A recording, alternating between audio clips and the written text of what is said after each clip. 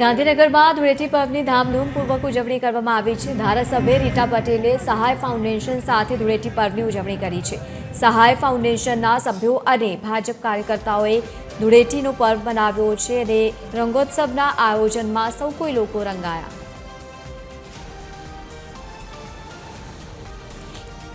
હોળીનું પણ અલગ અલગ કલરો દ્વારા જ્યારે આપણે હોળી રમીએ છીએ ત્યારે આ કલરોનું પણ મહત્વ છે, હોળીના પર્વનું પણ મહત્વ છે।